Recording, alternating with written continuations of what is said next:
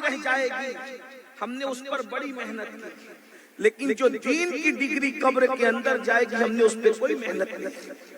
نماز چھوڑنا کتنا بڑا گناہ ہے، نماز کو ترک کرنا کتنا بڑا گناہ ہے۔ اللہ اکبر۔ ایک مرتبہ اس کو امام غزالی رحمت اللہ علیہ نے بھی اپنی کتاب کیمیاء سعادت کے اندر لکھا ہے، اور بھی کتب میں موجود ہے، لیکن میں کیمیاء سعادت سے اپنے الفاظ کے جامع میں پیش کر رہا ہوں۔ ایک عورت حضرت سیدنا موسیٰ علیہ السلام و تسلیم کی بارگاہ میں حاضر ہوئی، اور حاضر ہونے کے بعد عرض کرنے لگی، اے اللہ کے نبی، میں نے زنا کیا ہے، منہ کالا کیا ہے۔ اللہ اکبر۔ اب یہاں پہلے آپ کو بتایا جائے کہ زنا خود کتنا بڑا گناہ ہے، پھر آپ کو نماز کی اہمیت سمجھ میں آئے گی۔ زنا اللہ کے سچے رسول صادق و مصدوق مصطفیٰ کریم صلی اللہ علیہ وآلہ وسلم ارشاد فرماتے ہیں، پوری امت پر جتنا عذاب ہوگا، پوری امت پر جتنا عذاب ہوگا، اس کا تنہا آدھا عذاب ان زانیوں پر ہوگا جنہوں نے شادی شدہ عورتوں کے ساتھ زنا کیا ہوگا۔ غور کریں، اللہ اکبر، توجہ کریں۔ یعنی دنیا کے اندر جتنے کروڑوں لوگ ہیں، اگر ان کروڑوں اربوں خربوں لوگوں کو تقسیم کر دیا جائے پوری دنیا کے انسانوں کو، تو پوری دنیا کے انسان آج کی تاریخ میں دنیا میں کروڑوں لوگ ہیں، تو کروڑوں لوگوں پر جتنا عذاب ہوگا آج کی تاریخ کے، تو اس کا آدھا ہی کتنے اربوں خربوں ہو جاتے ہیں۔ آدم علیہ السلام کے دور سے لے کر قیامت تک کتنے انسان ہوں گے؟ اب ان انسانوں کا آدھا تنہا ان کروڑوں اربوں خربوں کا عذاب کس پر ہوگا؟ اللہ اکبر۔ اگر رسول اللہ کی بات کو مانتے ہو اور ان کی بات کو مان کر ہی مومن ہو تو لرز چاہیے میرے بھائیوں، اگر ہمیں کوئی ڈانٹ دے تو ہماری آنکھوں سے آنسو نکل آتے ہیں، ہم اگر بتی کا چٹکا برداشت نہیں کر پاتے، ہم سگریٹ کا چٹکا برداشت نہیں کر پاتے، اپنے ہاتھ کی جلائی ہوئی ماچس کا چٹکا برداشت نہیں کر پاتے، اللہ اکبر، ہمارا کیا بنے گا؟ اتنا نازک جسم ہے جو مچھر کے کاٹنے سے بھی بے چین ہو جاتا ہے، جو مکھی کے چلنے سے بھی نیند کو ختم کر دیتا ہے، جو چوٹی کے کاٹنے سے بھی سوج جاتا ہے۔ اپنے آپ پہ رحم کر لو اللہ کے بندو۔ اللہ اکبر۔ اللہ کے سچے رسول صادق و مصدوق مصطفیٰ کریم رؤوف الرحیم صلی اللہ علیہ وآلہ وسلم فرماتے ہیں، پوری امت کے آدھا عذاب ان لوگوں پر ہوگا جن لوگوں نے شادی شدہ عورتوں کے ساتھ زنا کیا ہوگا۔ اسی پر بس نہیں، اللہ اکبر، میرے اور تمہارے رسول صلی اللہ علیہ وآلہ وسلم فرماتے ہیں، چونکہ زنا سے پہلے ایک دوسرے کا ہاتھ پکڑا جاتا ہے اور پھر اس کے بعد جسم کو چھوا جاتا ہے، اور المعجم الاوسط کے اندر یہ روایت موجود ہے جس کا مفہوم میں پڑھ رہا ہوں۔ میرے آقا فرماتے ہیں، گندگی اور نجاست میں بھرا ہوا سور اپنی گود میں لینے سے زیادہ بدترین کوئی عمل ہے تو وہ یہ ہے کہ کسی عورت کے کندھے پر بدنیتی کے ساتھ ہاتھ رکھا جائے۔ اللہ اکبر۔ یعنی غلاظت، گندگی، نجاست، پاخانے میں بھرا ہوا سور اپنی گود میں بٹھانے سے بھی برا ہے کہ زنا کی نیت سے، بدکاری کی نیت سے، برائی کی نیت سے کسی عورت کے کندھے پہ ہاتھ رکھا جائے۔ پھر میرے آقا فرماتے ہیں، بدی کی نیت سے اگر کسی عورت کے ہاتھ سے تمہارا ہاتھ ٹچ ہو جائے تو اس ہاتھ پر سب سے زیادہ اگر کسی کا حق ہے تو وہ جہنم کی عذاب کا حق ہے۔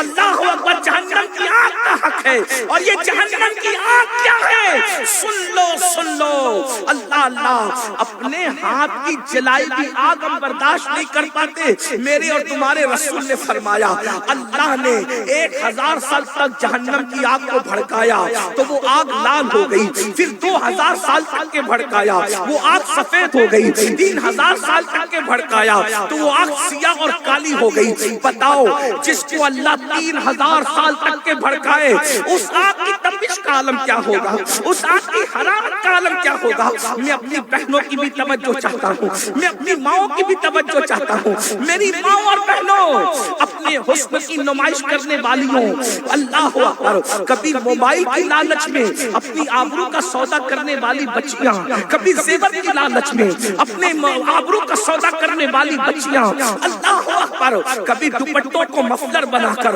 ولیمے میں جانے والی بچیاں, اللہ اللہ کیا بنے گا. اللہ اکبر, یہ دنیا ہی سب کچھ نہیں ہے, یہ دنیا کی رنگریلیاں ہی سب کچھ نہیں ہے, یہ دنیا کی راحتیں ہی سب کچھ نہیں ہے. ارے جگہ جی لگانے کی دنیا نہیں ہے, یہ عبرت کی جگہ ہے, تماشا نہیں ہے. جا کر کے دیکھو بڑے بڑے محل بنانے والے, آج ان کی قبروں پر کوئی فاتحہ پڑھنے والا نہیں ہے. اللہ اکبر, ذرا تصور تو کرو, دولت کے نشے میں خدا کے غضب کو چیلنج کرنے والوں, جوانی کے نشے میں خدا کے غضب کو چیلنج کرنے والوں, اللہ کے غضب کو چیلنج کرنے والوں, سن لو کسی میں بھی اللہ کا عذاب برداشت کرنے کی طاقت نہیں ہے. میرا اللہ فرماتا ہے ان بطش ربک لشدید, تیرے رب کی پکڑ بڑی سخت ہے. اللہ اکبر, جب وہ پکڑ کرنے پر آتا ہے تو نسب نہیں دیکھتا, جب وہ پکڑ کرنے پر آتا ہے خاندان نہیں دیکھتا, خطہ نہیں دیکھتا, قبیلہ نہیں دیکھتا, ڈگریاں نہیں دیکھتا, علم نہیں دیکھتا. جب وہ پکڑ کرنے پر آتا ہے اتنے بڑے علم والے کی پکڑ کر لیتا ہے جسے دنیا معلم الملائکہ کہتی ہے. جب وہ پکڑ کرنے پر آتا ہے تو نبی کے سگے چچا کی پکڑ کرتا ہے, ابراہیم خلیل اللہ کا سگا چچا جسے دنیا آزر کہتی ہے. کیا وہ بچھو کی شکل میں جہنم میں نہیں جائے گا؟ نوح علیہ السلام کا بیٹا کنعان کی شکل میں کیا کتا بنا کر جہنم میں نہیں ڈالا جائے گا؟ لوط علیہ السلام کی بیوی کیا جہنم میں نہیں ڈالی جائے گی؟ ذرا غور کرو, جس دن نبی کی بیوی جہنم میں جا رہی ہوگی, جس دن نبی کا بیٹا جہنم میں جا رہا ہوگا, جس دن نبی کا سگا چچا جہنم میں جا رہا ہوگا, اس دن اپنا کیا بنے گا؟ میرے بھائیوں غور کیجئے. تو عرض یہ کر رہا تھا, اللہ کے سچے رسول صادق و مصدوق مصطفیٰ کریم صلی اللہ علیہ وآلہ وسلم ارشاد فرماتے ہیں, اللہ اللہ یہ جہنمیوں پر, اللہ اکبر, جنہوں نے دنیا میں زنا کیا ہوگا, اللہ اکبر, وہ بھی شادی شدہ اور ٹوٹل ساز, ان پر نصف عذاب ہوگا, پوری امت کے برابر نصف عذاب. اور دوسری بات, ان کی آنکھوں میں آگ کی سلاخیں پھیری جائے گی. اس حدیث کو فقیہ ابو اللہ سمرقندی رحمت اللہ علیہ اپنی کتاب میں لکھتے ہیں کہ زانیوں کی آنکھوں میں آگ کی سلاخیں ڈالی جائے گی. میں یہ نہیں کہہ رہا ہوں کہ اس جلسے میں بیٹھے ہوئے لوگ ایسے ہیں, لیکن نماز کی اہمیت کو سمجھانے کے لیے پہلے مجھے یہ تمہید پیش کرنی ہے کہ زنا کا وبال کیا ہے, تاکہ آپ کو سمجھ میں آئے کہ آپ کس عذاب کی طرف بڑھ رہے ہو, کس تباہی کی طرف بڑھ رہے ہو, کس بربادی کی طرف بڑھ رہے ہو. اللہ اکبر, زانیوں کی آنکھوں میں آگ کی سلاخیں ڈالی جائے گی. کس نے کہا؟ 14ویں صدی کے مولوی نے نہیں کہا, کس نے کہا؟ کسی جلسے کے نقیب نے نہیں کہا, کس نے کہا؟ کسی مقرر کی شعلہ بیانی کی یہ جولانیاں نہیں ہے, بلکہ یہ اس رسول کا فرمان ہے جس کی زبان پر خدا کا کلام بولتا ہے. وما ينطق عن الهوى ان هو الا وحی یوحی, زبان ان کی ہے, کلام خدا بند قدوس کا ہے. اللہ اکبر. میرے بھائیوں کبھی سوچا, میری بہنوں کبھی سوچا, اللہ کے رسول فرما رہے ہیں زنا کرنے والوں کی آنکھوں میں جہنم کی آگ کی سلاخیں ڈالی جائے گی. چھوٹا سا تنکا اگر آنکھ میں چلا جائے تو آنکھیں سوج جاتی ہے, آنکھیں لال لال ہو جاتی ہے. اپنی ہی پلک کا بال اگر آنکھ میں چلا جائے تو آنکھوں کا کیا حال ہوتا ہے. اللہ اکبر. بال اور تنکا تو بڑی چیز ہے.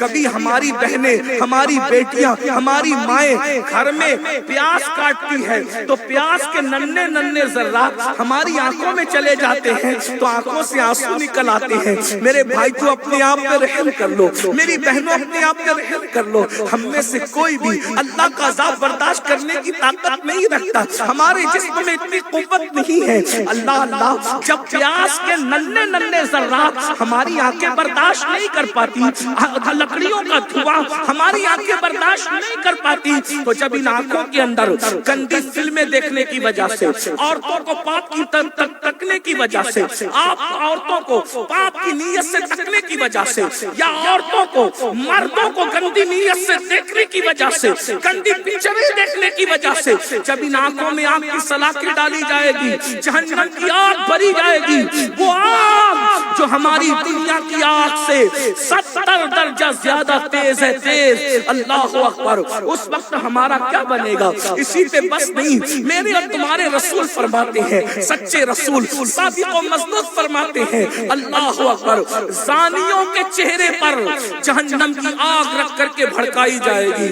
ہائے ہائے، ذرا غور کیجئے، امام فقی ابو اللہ سمرقندی اپنی کتاب میں حدیث لکھ رہے ہیں، کیا جہنمیوں زانیوں کے چہرے پر آگ رکھ کر کے دہکائی جائے گی۔ اگر حدیث میں یہ الفاظ نہیں آتے تو میں بیان نہیں کرتا، صرف چہرے پہ نہیں، میرے تمہارے نبی نے فرمایا زانیوں کی شرمگاہوں پر بھی آگ جہنم کی دہکائی جائے گی۔ اسی پہ بس نہیں، میرے رسول نے فرمایا جہنم کی آگ کا بنایا ہوا کرتا زانیوں کو پہنایا جائے گا، زانیوں کو پہنایا جائے گا۔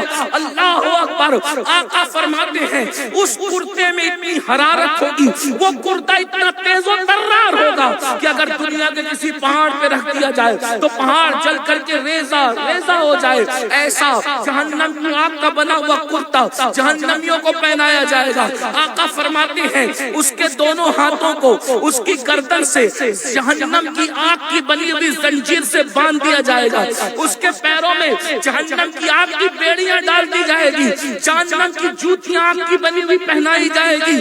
وہ کہے گا حضرت مالک سے، جہنمی کہے گا مجھ پہ رحم کرو، مجھ پہ رحم کرو، مجھ پہ رحم کرو، تو حضرت مالک کہیں گے ظالم، جس پہ اللہ رحم نہیں کرتا اس پہ میں کیسے رحم کر سکتا؟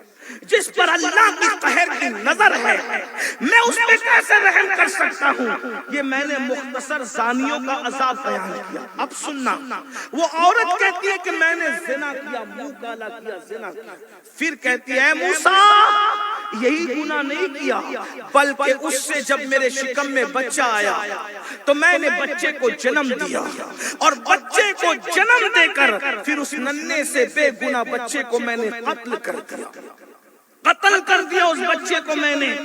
پہلے تو زنا اتنا بڑا جرم، اس کے بعد قتل، اب قتل کیا ہے اس کو بھی سن لو۔ میرے آقا فرماتے ہیں صلی اللہ علیہ وآلہ وسلم، جس نے کسی بے گناہ کو قتل کیا تو جس اوزار سے قتل کیا جہنم میں طویل عرصے تک اس کو اسی اوزار سے فرشتے قتل کریں گے۔ جیسے کسی نے کسی کو چھرا بھونک دیا تو قیامت میں بہت دیر تک اور بہت طویل عرصے تک اس کے پیٹ پہ چھرا بھوگا جائے گا کہ تو نے اللہ کے بندے کو قتل کیا تھا۔ کسی نے گردن کاٹی تو جہنم میں فرشتے اس کی گردن ہمیشہ کاٹتے رہیں گے۔ کسی کو پھانسی پہ چڑھا دیا تو فرشتے اس کو آگ کی پھانسی پہ چڑھاتے رہیں گے۔ اسی طرح زہر پلایا تو جہنم کا زہر اس کو پلایا جائے گا، تو نے اللہ کے بندے کو اسی طرح قتل کیا تھا۔ اور ایک بات آپ کو بتاؤں، یہ بھی موجود ہے کہ جس نے ایک انسان کو قتل کیا اس نے سارے انسانوں کو قتل کیا، اور جس نے ایک انسان کی جان بچائی اس نے سارے انسانوں کی جان بچائی۔ قتل کتنا بڑا گناہ ہے۔ فرمایا گیا قاتل جنت کی خوشبو بھی نہیں سونگھ سکتا جب کہ جنت کی خوشبو 500 سال کے فاصلے سے آتی ہے۔ یہاں ایک بات اور عرض کر دوں، اس عورت نے بھی بچے کو قتل کیا تھا، اور آج بھی ہمارے بچے قتل ہو رہے ہیں، بچوں کو قتل کیا جاتا ہے۔ آپ کہیں گے وہ کیسے؟ اللہ اکبر، جب عورتیں ماں بننے والی ہوتی ہیں تو عورتیں ڈاکٹروں کے پاس جاتی ہیں، پیسوں کی لالچ دیتی ہے، اور لالچ دے کر سونوگرافی کے ذریعے، الٹرا ساؤنڈ کے ذریعے یہ معلوم کیا جاتا ہے پیٹ میں بیٹا ہے کہ بیٹی۔ اگر بیٹا ہوتا ہے تو اس کو رہنے دیا جاتا ہے، اور اگر بیٹی ہوتی ہے تو اس کو قتل کر دیا جاتا ہے۔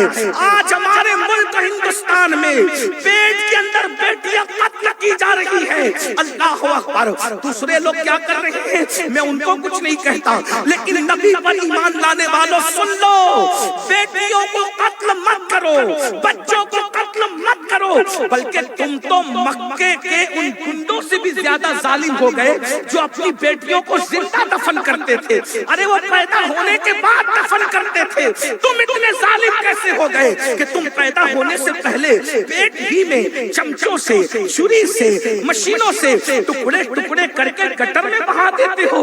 وہ کم سے کم بیٹیوں کو قبر تو دیتے تھے، تم تو بیٹیوں کو قبر بھی نہیں دیتے۔ یہ غلطی مت کرنا، قاتل مت بننا، ورنہ یاد رکھنا جنت کی خوشبو بھی تمہیں نصیب نہیں ہوگی۔ اور بہنوں سے کہتا ہوں، تم بیٹیوں سے نفرت کیوں کر رہی ہو؟ کبھی تم نے سوچا اگر تمہاری ماں بھی یہی فیصلہ کر لیتی اور تمہیں کاٹ کر کے گرا دیتی تو کیا تمہیں جینے کا شعور ملتا؟ تم زندہ رہتی۔ اور رہی بات، یاد رکھنا بیٹیوں سے نفرت کرنے والوں، کان کھول کے سن لو، اللہ کے رسول فرماتے ہیں بیٹیوں سے نفرت مت کرو، میں محمد بیٹیوں کا باپ بنا کر بھیجا گیا ہوں، بیٹی کا باپ، اور میں محمد جنت میں اتنے قریب ہو گئے جیسے یہ دو انگلیاں۔